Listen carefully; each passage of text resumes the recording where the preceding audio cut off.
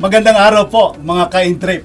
Ako po si Gani Makatoman na makakasama ninyo sa patuloy na pagtuklas ng iba't ibang paraan upang mapalaganap ang ating negosyo at umasenso ang ating buhay. Welcome po sa Kabuhayan at Negosyo. Ngayong araw ay sisimulan natin ang ating unang episode sa napaka-popular na topic, entrepreneurship. At ang pagdami ng mga technology-based na negosyo. Sa mga nakarang taon, nakita po natin ang pag-usbong ng mga innovative startups sa Pilipinas, lalo na sa mga technology-based. Isa sa mga kinikilalang leader dito ay ating bisita ngayon, si Joshua Aragon.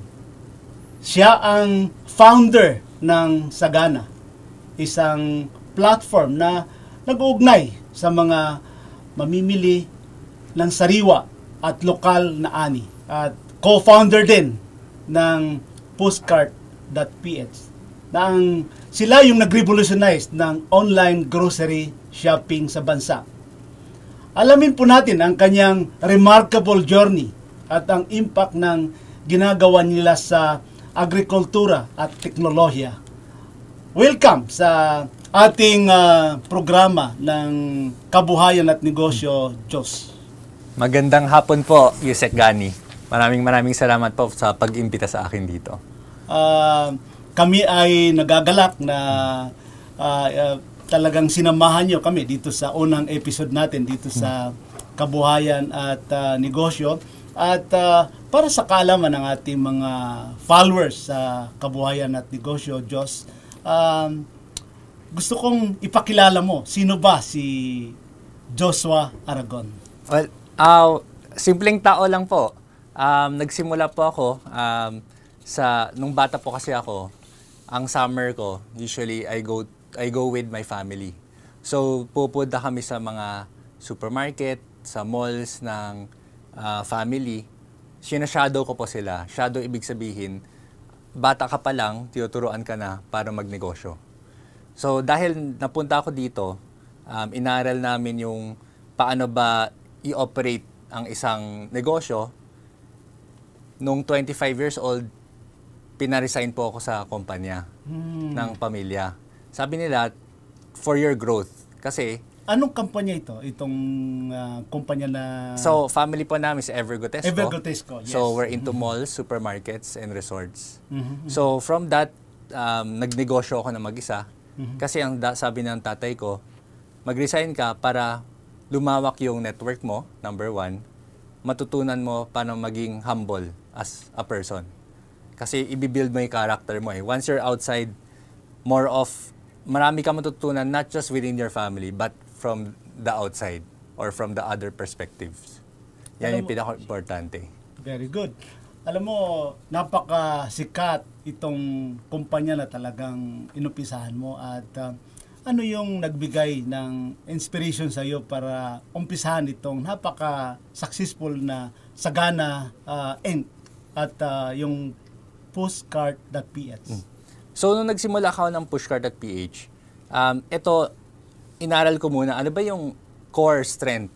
Yung core strength ko or core strength ng network ko. So, dahil sa supermarket, sobrang tagal ko na nandun, natutunan ko karamihan kung ano yung, paano ba gumagalaw ang supermarket. Sinart ko naman, dinigitize ko ang supermarket. So, online grocery. So, Pushcart is an online grocery where we deliver fresh produce and groceries within 2 hours. That time, 2017 pa. So, wala pa talagang online or e-commerce that time. Hindi pa talagang natutunog na ba yung e-commerce sa Pilipinas. So, kami yung una nagsimula, we partnered with Ever Supermarket, Fisher Mall, Metro Gaisano, All Day, other supermarkets. We consolidated in one platform. Tapos, eventually, we sold that company to a Nasdaq-listed company sa States. Then, after nun, I went to study in the Alibaba e-Founder program. So sa Alibaba, we went to Hangzhou, China. We learned how e-commerce works, how data is being structured, and then yung logistics sa China, how it became very efficient and seamless. As in mabilis, kaya nila mag 10 minutes delivery. So doon ko natutunan naman ang rural e-commerce. Nakita ko yung paano ginagawa ng mga farmers doon sa China. From poverty, paano sila naging milyonaryo.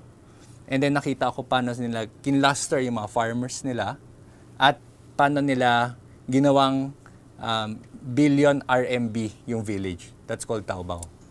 So from there, dinala po namin yung concept to dito as Sagana. Napakaganda yung ginawa nyo. Yung gaps kasi ng mga farmers at saka ating consumer. Kasi naalala ko when I was the supervising undersecretary sa DTI, doon sa isang bureau namin, Bureau of Domestic Trade, na talagang ina-address natin, mawala yung mga middleman, gumanda yung kita ng ating mga farmers, at yung mga consumer naman ay nabibili nila sa tamang presyo. Correct. Yung mga agricultural product. At yung Sagana kasi ay talagang nakaka-inspire. Napakalaking tulong yan sa mga farmers natin. Ano ba yung mga pangunahing challenges natin na hinaharap ng itong technology-driven na kumpanya na mo, lalo na talagang doon mo ito nilaunch during the pandemic? Ano yung mga malalaking challenges natin na na-experience ninyo, Josh? Actually, nung nagsimula kami sa Sagana, it's really focused on selling, so working with the farmers, then consolidating it in the cold storage, then selling it direct to the restaurants. That was in 2020. Tapos, nung March of 2020, nag-lockdown tayo. So, nag-pivot agad yung business namin from supplying wholesale, nagkaroon kami ng consumer-driven project. So, etong consumer-driven, this is B2C. So, from the app, pwede ka mag-order, automatic, pag pumasok sa within 8-kilometer radius, deliver namin within 30 minutes yung produkto sa inyo. So yung traditional way ay, di ba dati yung traditional way dapat ay ma-deliver mo yan in 3 days. 3 days so pa, ginawa oo. mo siyang 30 minutes 30 na ngayon, minutes. yes. Paano nyo nagawa yan, Josh?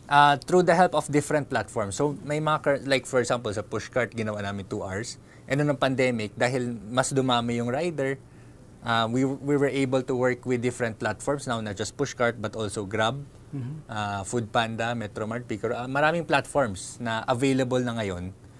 Ini-utilize namin yung current logistics network nila and current yung technology nila. So, paano natin nababalansi ang pagiging innovator mo sa traditional na aspeto? Kasi ngayon, talagang marami kayong natutulungan, lalo na yung mga delivery Riders. Yes. Oo. So, paano nyo ginawa ito? Dahil kasi yung mga farmer natin nasa kanayunan, and then yung yung consumer base nyo is nasa Greater Manila area. Totoo ba ito? Yes. So, ang ginawa po namin, we work with different farms all the way from Panay, Panay Island, yung mga seafood capital. Doon, kagaya ng sa Panay or sa Baguio, kinoconsolidate natin ang produkto and then binablast freeze natin yung mga isda from cold storage. And from cold storage, pupunta yan sa isa pang cold storage and doon didistribute niyan sa mga ibang stores or wet market. So now, the wet market in Manila, we are utilizing it as a distribution center to distribute within 30 minutes from the 8-kilometer radius. So yun pa yung current supply chain natin. So, you mean, Josh, yung mga produkto natin, hindi lang isda, mga vegetables, Yes. or ito ba ay nakakarating sa consumer na sariwa pa? Oo, kasi we use the technology called, sa umpisa pa lang sa farm, ino-ozone natin, ino-ozonize natin yung using ozone water to clean the vegetables, to clean the seafood. From there, pinapack natin properly, binablast freeze natin or slow freeze para you get the same freshness when it gets to the city. And from that city, at least pag-distribute, either frozen siya, pero pag tinaw mo, maamoy mo na fresh pa rin yung produkto. Galing naman. At paano naman natin na mapangalagaan yung quality control ng mga produkto natin? Kasi napakahirap, agricultural product yan, di ba? So, ano yung naging basihan natin doon sa quality control ng mga fruits, vegetables, yung mga product natin? Yes. So we have agriculturists. So different universities, they study how it is being properly handled kasi yung pinaka-importante.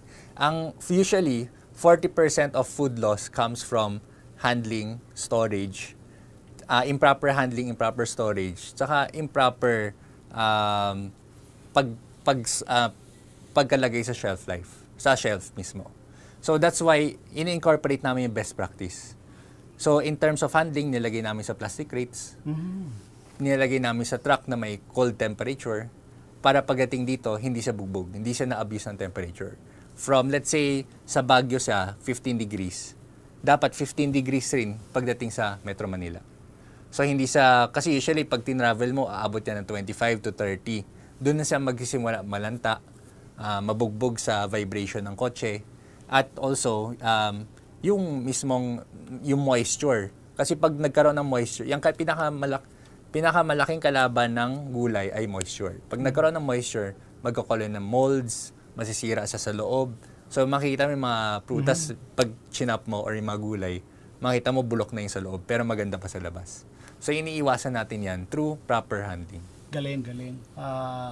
Ngayon, ang ating mga viewers, no? At syempre, kasama na rin kami doon. Ang nagiging challenge sa atin ay kuminsan, in order natin sa online, ay pagdating sa atin, yung minsan hindi na sariwa or kung minsan naman ay nagkakaproblema tayo doon sa kilo.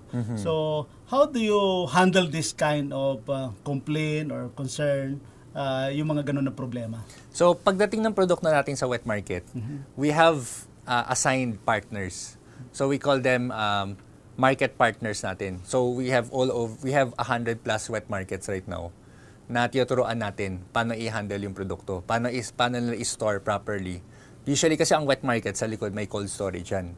So nilagay nila sa likod para for the next day kaya pa rin nila i-deliver. And then in terms of handling naman sa mismong shelf nila, so they use ozone water to clean. Ozone water. Okay. So yung ozone water, tiyatanggalin yung bacteria, disinfect na yung any bacteria, viruses tatanggalin niya. So nagiging fresh pa lalo ang produkto kasi na-input pa yung oxygen. So nagkakaroon pa ng buhay.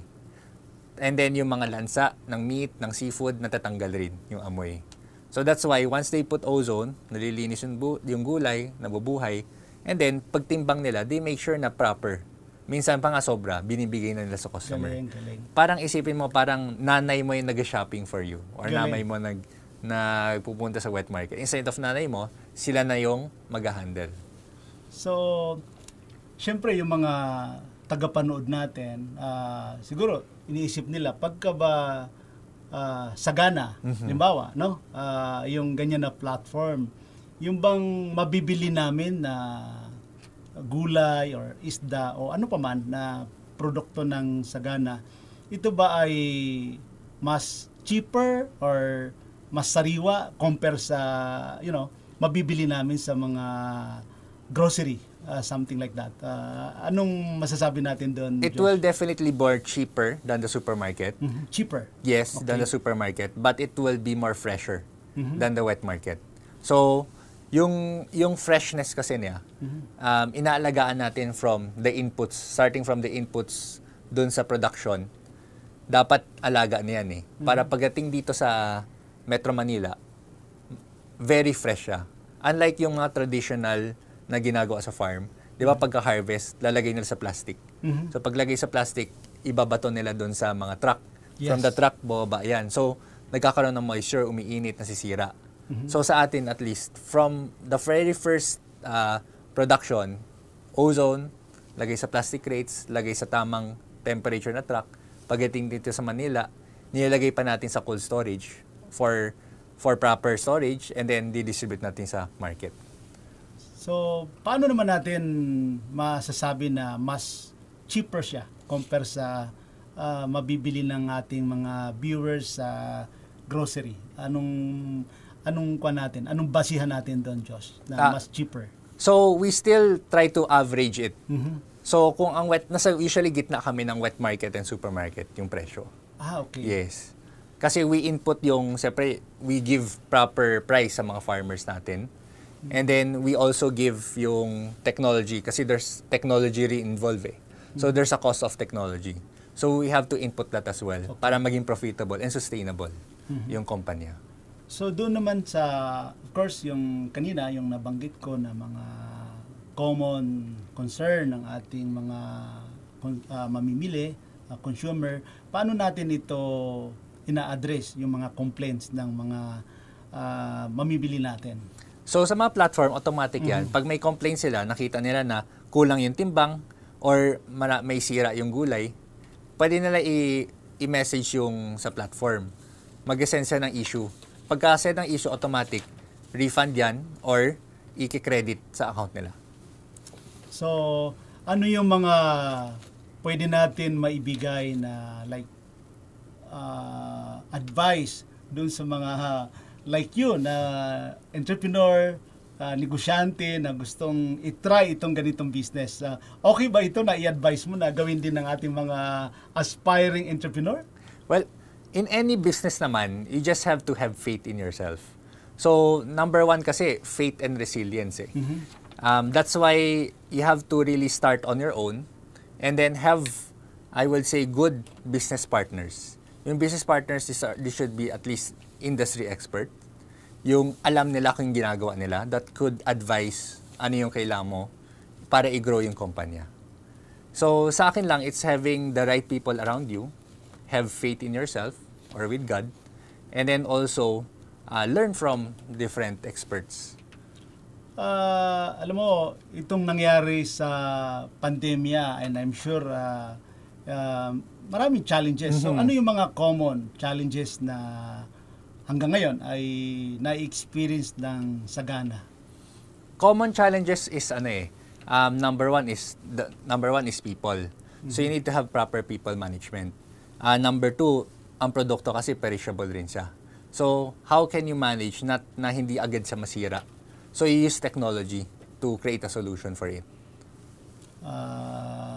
Alam mo, marami akong natutunan na I'm sure ang ating mga viewers ay marami rin natututunan. At magbabalik po ang Kabuhayan at Negosyo. Please stay tuned.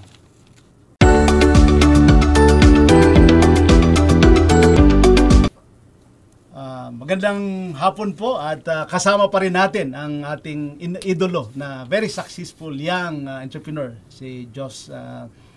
Josh, alam mo, na-inspire ako doon sa napapanood ko, nag-viral na personal mantra mo sa buhay. Can you share with us, Josh? Well, sa akin, ang personal mantra, it's really to have faith in God. So, sa akin, as long as what you do is doing for the better or for the better of humanity. So, that's why I create social impact ng mga startups. Para sa akin, that gumagawa ka ng negosyo, pero marami ka rin natutulungan ng iba. Tama yan. At napakahalaga yung ganon. At siguro mamaya pag-usapan natin yung mission vision ng inyong kumpanya. Pero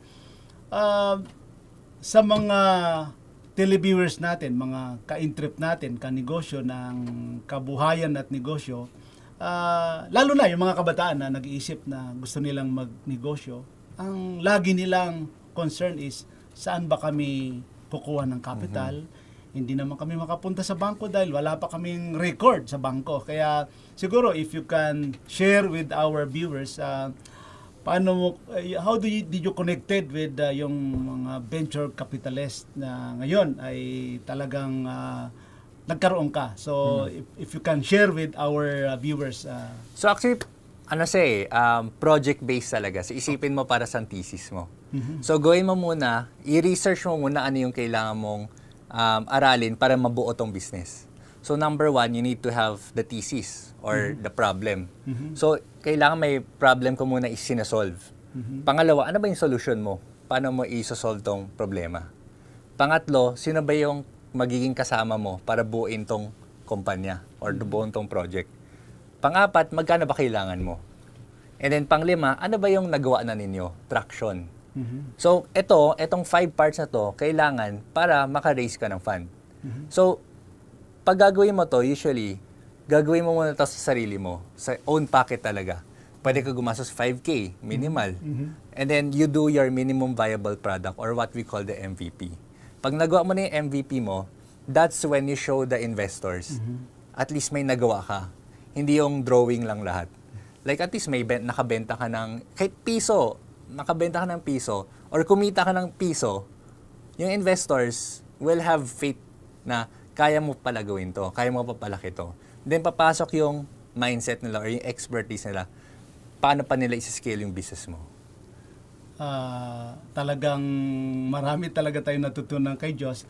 Pero siguro napakahalaga kasi kung tinitingnan ko yung yung profile mo, Diyos, na dito ka talaga nahasa sa agri-based business. Talaga bang nung maliit ka ay ginusto mo to at paano ka napasok dito talaga sa agri-based business na ito, Diyos? Sa akin kung saan ako uncomfortable. Like nakita ko dito akong industry, hindi ko pa alam to. Pero alam ko, may strength ako eh. I know that the strength na I have entrepreneurs beside me as well. Now can also pitch in, not just money but also their expertise. Na kaya natin itong gawin. So there are orgs. There are orgs that can also help in terms of building leadership. So, di ba there's for example, Rotary Club of Manila that we're in. There's also JCI Manila. There's also Red Cross. So we have different orgs na pwede nating salihan. And they will help you. As in, you will grow your leadership, you will grow the values and the character na mabibuild mo tong kumpanya without sacrificing friendship. So that's the most important part. Ikaw ba ay dumaan sa training or ikaw ba ay nagtanong-tanong sa mga farmers or mga cooperative in the agri sectors? So paano mo ginawa ito, Jos, if you can share with our viewers? So nagsimula kami, we went to the farm sa Benguet. Benguet? Yes, punta muna sa Atok. Tapos tinignan muna namin yung livelihood Pumasyal nila. ka talaga? Pumunta talaga kami. Okay. So number one, you have to be there. You have to be existent doon sa community. Show them that you care, show them that you're here to help. And then magsasabi sila ano ba yung problema nila. And then from that, you create a solution for them. And then also, you can also have a benchmark.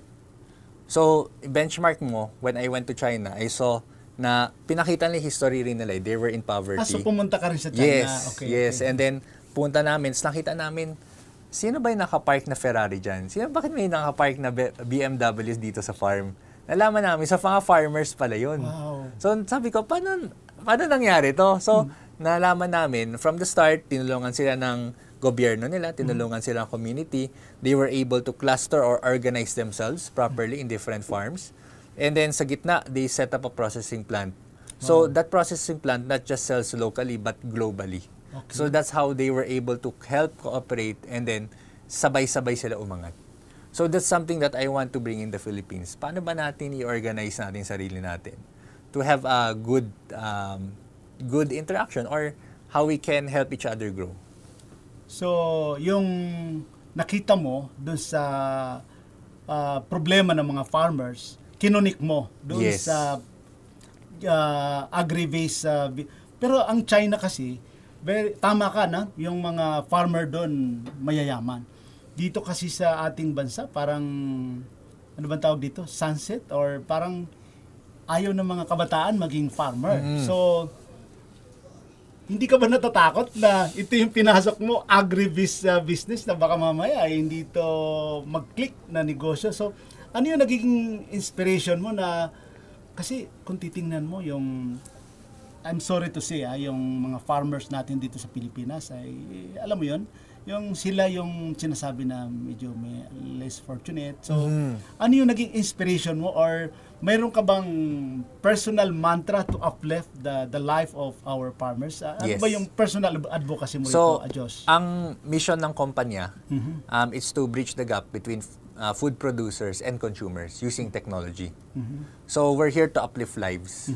So not just in agriculture but also in other different sectors. So agriculture plays a very big part because number one, it's our source of food. So kung hindi natin napaprotect ang pagkain natin, we won't be able to protect the country as well. So that's why I'm doing this not just for me, but also for the legacy.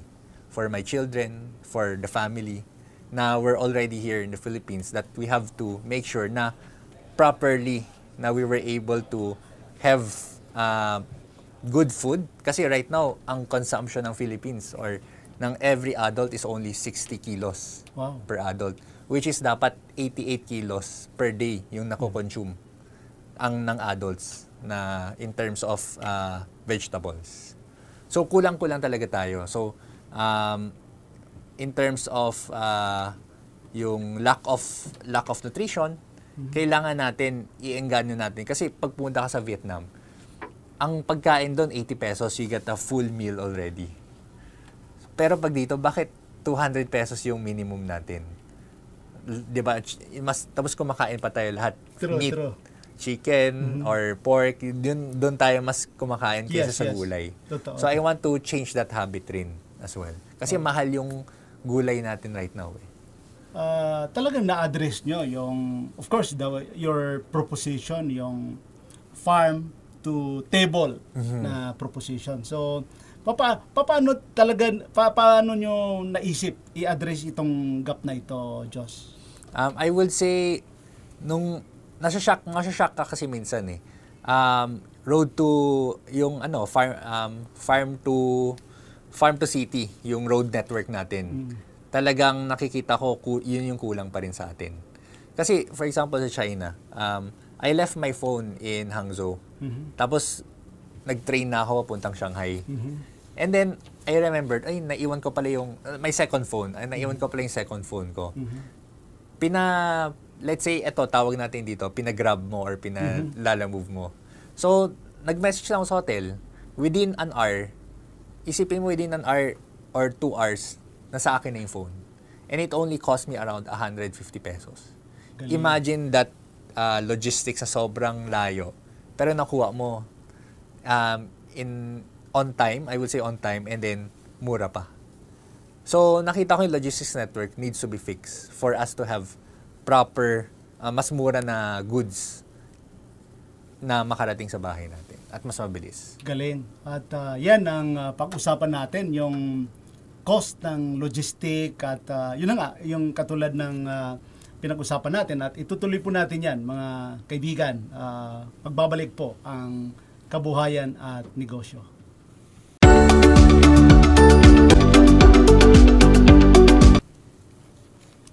Nandito pa rin ang kabuhayan at negosyo with Josh.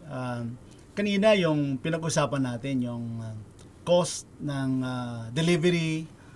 Kasi alam mo, yung ating mga mamimili, pupunta yan sa grocery, yung gasolina or magko-commute or yung may sasakyan, magbabayad ng parking. So, di ba kanina pinag-usapan natin, mas cheaper. So, tama yung sinasabi mo, Josh, no? Na yung parking kanina, yung delivery na sinasabi mo na naiwanan mo. So, pwede natin siguro maintindihan ng ating televiewers bakit mas mura ang delivery, online delivery ng Sagana. Well, number one, you have to think about yung effort of going to the supermarket or the wet market. So, yung effort mo pa lang, how do you value your time? Magkano, like for example, magkano ba sweldo mo per hour? So you will value that as well. That's number one. Number two, yung cost of logistics going there. So number one, may parking ka, let's say 50 pesos. And then, yung gas mo pa. Tapos yung let's say yung insurance ng kotse mo, if ever may mangyari, nabangga, di ba? Ang daming moving parts eh. So ito, sa online grocery, you just tap to your phone, piliin mo yung gusto mo, and then check out. Darating na agad siya within 30 minutes. So, it's the convenience. Nandun talaga yung convenience. And then, it takes away all the other risk sa buhay mo. So, unless pupunta sa mall talaga na mag-shopping ka, marami kang bibilhin. Pero pag ito lang bibilhin mo lang online. So, ang mga warehouses nyo ay nandito lahat sa Greater Manila area. Wala kayo sa mga probinsya or outside Greater Manila area, or saan kayo talaga nakasentro? So, right now, mostly nasa Metro Manila kami. Although we have other areas in Cebu, and then pinakamalayo na siguro namin is Tarlac. So, that area, yun pa lang yung meron kami. But we are quickly expanding. Napakahalaga talaga ito sa ating mga farmers, vegetable growers, fruit growers, at Yes. ano pa yung mga na-offer natin dito ng mga We have seafood, we have meat. So, anything about agriculture, meron tayo. And then usually naman, ang wet market, they also carry condiments. So, dry goods, and then other, like pharmacy, meron din. So, nilalagay natin yan online lahat. So, makikita mo yan through GrabMart, ito yung mga wet markets na hinandle namin, and other platforms rin. Napakahalaga talaga yung pinag-usapan natin dahil napakalaking tulong din ito sa mga farmers natin na nabibili ninyo sa kanila yung kanilang mga produkto at fair market. Talagang kumikita sila kaysa sa dumadaan sa maraming middleman. At the same time, yung consumer naman ay talagang nabibili nila na hindi masyadong mahal. So, pag-usapan naman natin na Josh, yung mga corporate social responsibility ng kumpanya ninyo, Josh. Yes. So ako, I'm a proud member of Rotary Club of Manila. So I'm also the assistant treasurer, currently appointed. And then magandang club kasi siya because you get to, number one, grow your network. Number two, you also get to do a lot of activities or projects na maraming matutulong sa society. So, ang kagandahan doon, hindi lang ikaw gumagawa ng project, but you have other diverse groups or people who will help you do projects like, number one, we're doing for agriculture. Number two, we're also, yung tree planting natin, mga bamboo tree planting. Number two is healthcare. So, we do the anti-polio. So, we give medicines or we do activities na pwede natin maitulong sa mga may mga health issues. Tapos number 3, we also did the Pasig River cleanup na kung saan nagkaroon tayo ng net where all the waste gets captured and then tinatapon natin sa dump site after. So nalilinis din natin yung Pasig River. So that's some of the projects that ginawa natin. Also, yung disaster relief rin natin. Sa mga disaster-driven areas or sa mga nabaha, we give out relief goods. And then we give also mga, for example, mga boat. Yung boat, medicines sa mga nangangailangan. Pero yung kanina pinag-usapan natin yung sa mga farmers, kooperatiba. Pero meron ba kayong programa naman how to educate farmers? Kasi syempre, yung ano ba talaga yung need ng consumer? Yes. Kasi baka mamaya tanim sila ng tanim na Correct. hindi naman talaga kailangan. So, paano nyo na i-educate talaga na, huwag kayong huwag kayong magtanim masyado ng kamates, tomato, kasi oversupply. So, paano nyo nagagawa ito, So, Diyos? we work closely with DA. So, si DA also has other organizations that they work with, such as JICA, USAID.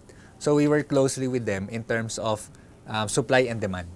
So, supply planning and demand planning. So, that's the farmer needs to know kung ano ba talaga yung kailangan nila itanim kasi alam nila ito yung demand eh.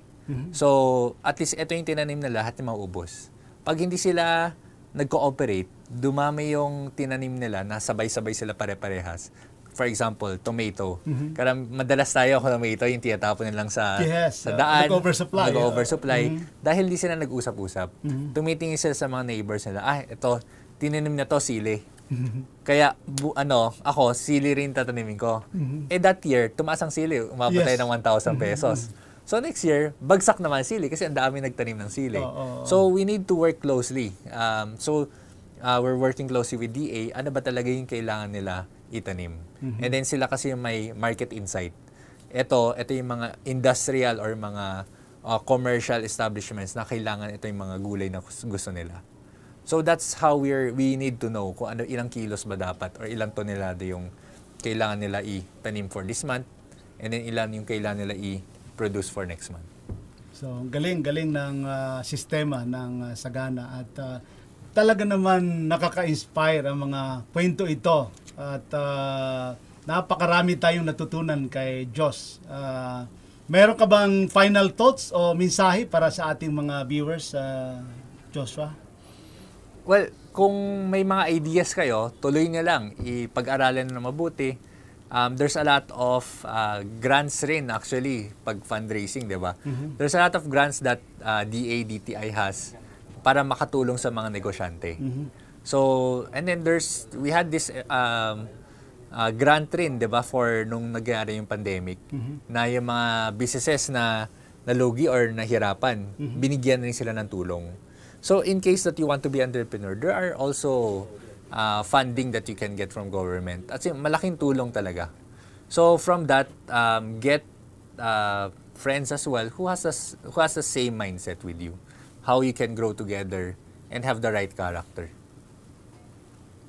Maraming salamat, Diyos, sa pagbisita at binahagi mo ang mga experiences, yung success story ng Sagana.